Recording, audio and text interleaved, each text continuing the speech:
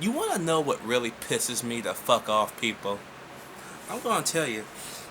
The fact that people are never satisfied. The fact that people are fucking stupid. Okay? I'm going to talk about some stuff that people might not agree with. That some of y'all might agree with. Some of y'all have agreed with it. Because I did post my feelings about this on Facebook a day ago.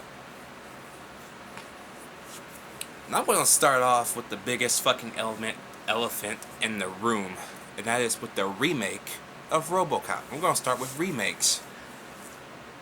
Remakes have been around since the 30s or early 40s, at least. Okay? Nobody's complaining about them since then until, I don't know, they took off again, from today's time standards. Why are y'all bashing remakes before they come out? Now, I agree, not everything should be remade. I still say is the core four? Let's see. Jurassic Park, Jaws, there was another one, Duel, and what was that last one? There was one more. I know it, but its name forgets me at the moment. But there is 4 core movies that I say should never be touched. Back to the Future should not touch those 4 movies. Okay, should never touch those movies. That's gold right there. I have respect for those movies. Okay, that's it. But when it comes down to something that should be remade or needed to be remade because it died out, so trying to bring new life into it, like this remake of Robocop was doing, was needed because Robocop 3 evidently killed the Robocop franchise. Basically, if something kills off a franchise and they try to restart and people love that movie, it's going to get bashed for whatever reason. Oh, but when Batman Robin killed the franchise and Christopher Nolan rebooted that, nobody complained because everybody's got their lips firmly planted on Batman's ass. So, yeah, you're never going to hear nobody complain about a Batman reboot, or remake, even though we're about to get another one within the next 5 or 6 years. Not even that long after The Dark Knight Rises. We're 2 years off The Dark Knight Rises and we're already going to have a new Batman reboot by 2017. Nobody's complaining. Nope. Now that Ben Affleck has shown up in the fucking costume, nobody's complaining. Nope. Alright. So, don't sit there and complain about a remake every now and then, even though it takes like 20 or 30 years, where Batman's getting remade like every 7 or 8 years. Because that really makes no sense. Superman needed a reboot, okay? He needed one, okay? Superman 4 literally killed Superman's flight, okay? It clipped him, okay? So, yes, Robocop needed to be remade because we needed to wash that stain of Robocop 3 out of our mouths. And Robocop the series. The mini movie series was okay. I did like those movies. Even though they were alternate timelines, I still like those movies, and I appreciate what they were trying to do with them for alternate storylines. But the RoboCop cartoons, yeah, it was time. And RoboCop did well. It made the last time I checked, it made $467 million. So I'm looking for a RoboCop 2 with like a big giant robot. Don't have to be Kane. It can be another robot that RoboCop can fight. It can be Clarence Boddicker for all I give a fuck. As long as it's good, like this one was. And this RoboCop came out, got positive reviews. Oh, but the hardcore RoboCop fans, like myself, except me, because I actually enjoyed the movie, tried to bash this movie. Because it was trying to go its own route. When you make a remake, it shouldn't be exactly what the last film was. That's why we have the original. So when a remake comes out, it is their job to go either a different route and make the story better, or if you're going to try and retell the story, don't try and do everything that the last movie did. That's what RoboCop did. It gave you a little bit of nods to the original movie, but inadvertently, it was its own story. It went its own route, and people were pissed off because it was an exact copy of the original movie. Well, the last 2 remakes we got that were the exact copies of the original that sucked ass was the remake of the 1998 movie Psycho. or the remake of the 1998 remake of Psychos, I should say, and the 2007 Michael Bay produced The Hitcher. Both of those films suck dick. Okay? Because they were the exact same fucking movies. Just like The Hangover Part 2, exact same fucking movie as the first one. Why would you want to sit through the exact same movie again? That makes no fucking sense. I never got why Robocop got shit on because it wasn't like the original. But the last two movies that were like the original, people paid top dollar to go see for whatever fucking reason. Oh yeah, because Michael Bay's on there, slapped his name on it. And Psycho got people in the seats, but they tricked them. And people were outraged. So was I, because I sat through those motherfuckers. Okay? I paid for The Hitcher in theaters. So you know I'm evidently even more pissed off about that shit. Okay? So, yeah. Here's another problem people have. And it's going to go with the Amazing Spider-Man versus the Raimi Spider-Mans. Here we go. Here we fucking go. Why must everything be compared to other shit? It's not trying to be like the other movie. Let it go. Same thing with District 9 and Elysium. Not the same movies. Let it go. Have some respect for the other movie, not to compare this new movie to that movie, because it doesn't make any fucking sense. People are comparing Amazing Spider-Man 2 to Spider-Man 3 because there's too many villains. Well, let me tell you something. Spider-Man 3 had 4 villains.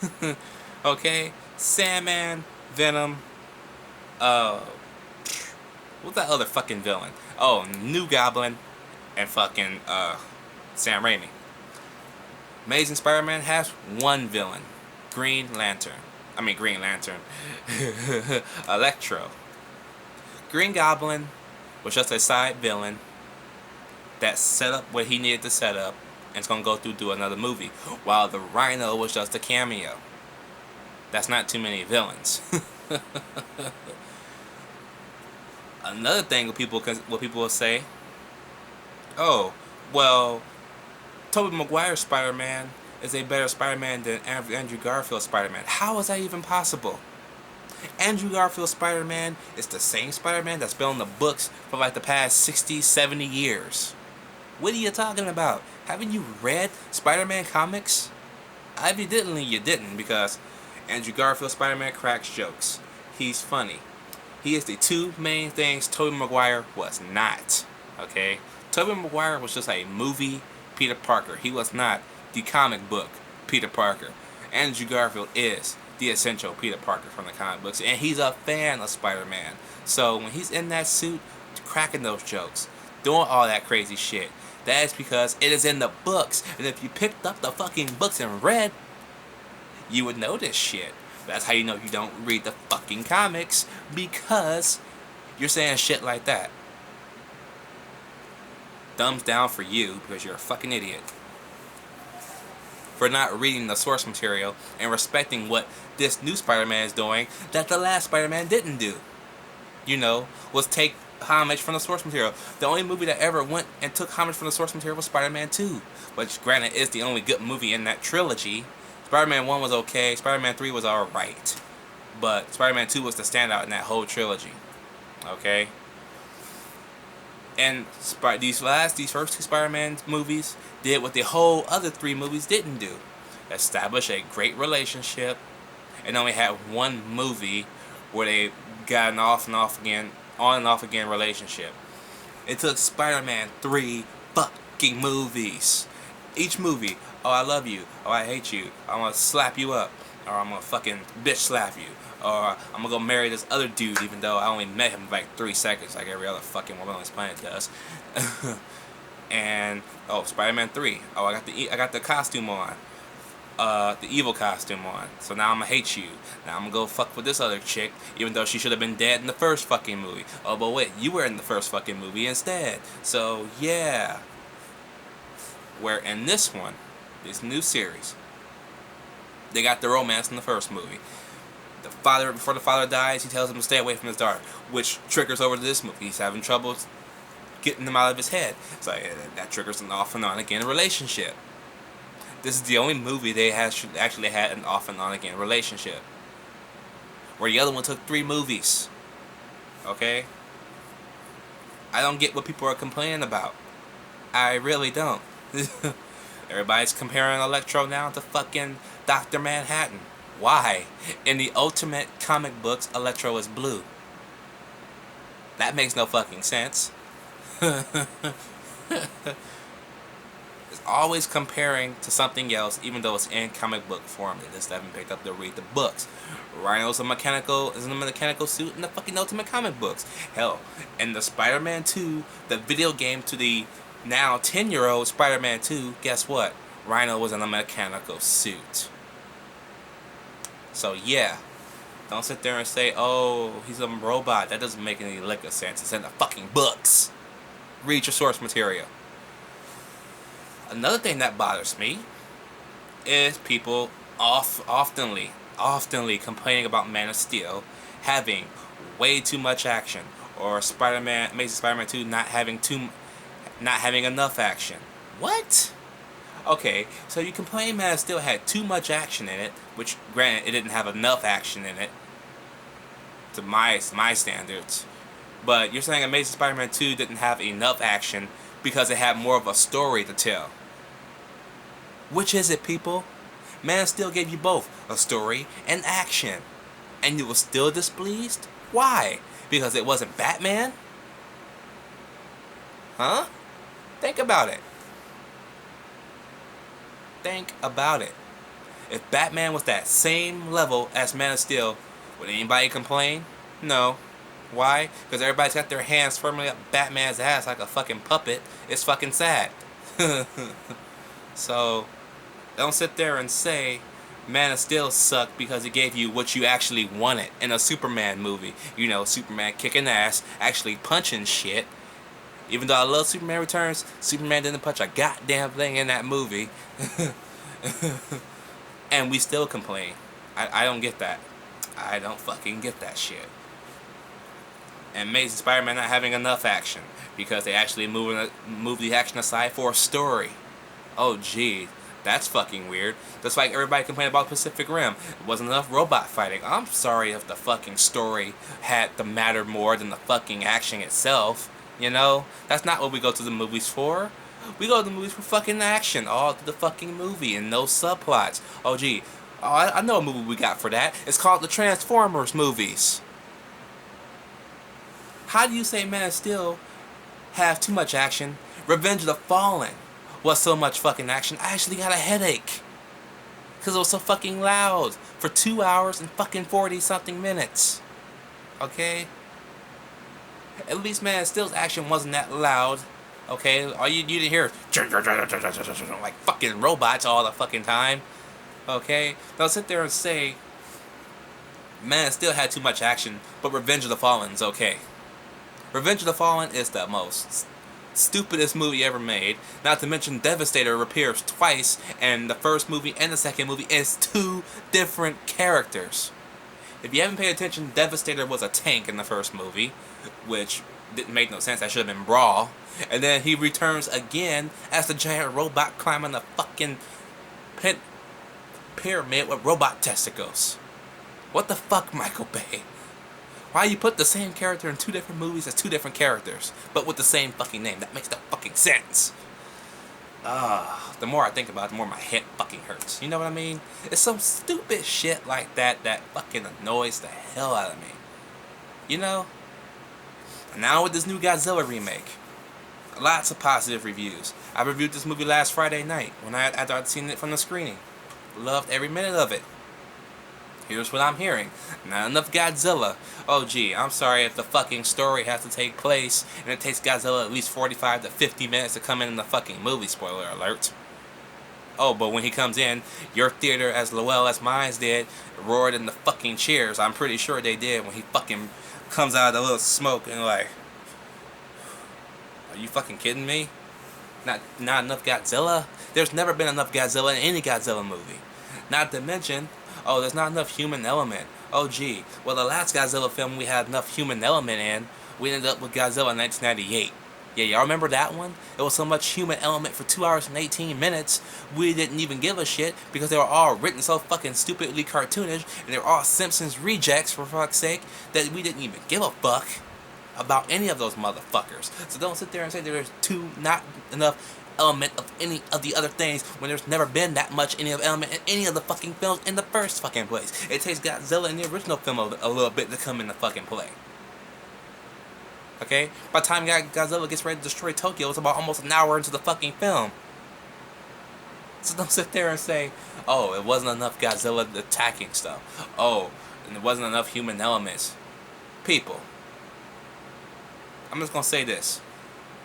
Know your source material. Read the Amazing Spider-Man comics. Read the Ultimate Spider-Man comics. Hell, read the spectacular fucking comics of Spider-Man. You can learn some shit. Stop kissing Sam Raimi's ass. So what if he gave us the Evil Dead trilogy? And he's a filmmaker. He gave us a lot of good shit. Except for Drag Me to Hell. I hate that fucking movie. I really do. I know people love that movie. I hate it. It sucks. Just know your source material.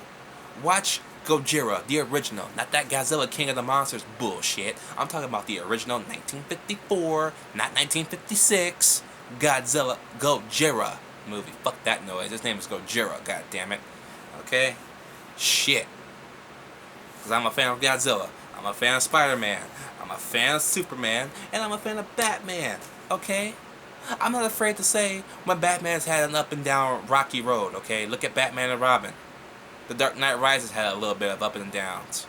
The Dark Knight had some up and downs, believe it or not.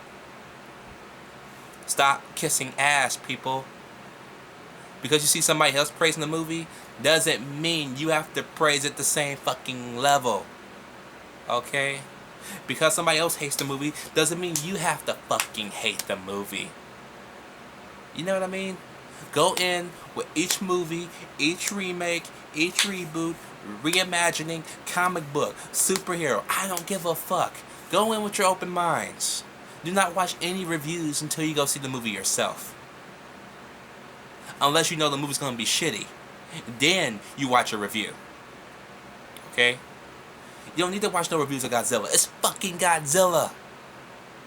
Do you really need me to sit here and tell you to go see this movie? After 10 long years since Godzilla Final Wars, do you really need to tell you to go see this movie?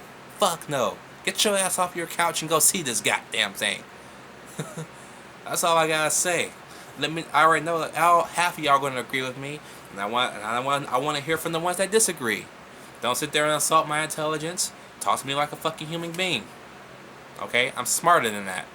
Okay? Grow up. I'm a grown man. Treat me like one. I treat you like human beings. You treat me like human beings. It's called respect. So if you ain't got that, get the hell up out of here. That's all I gotta say. I'm out.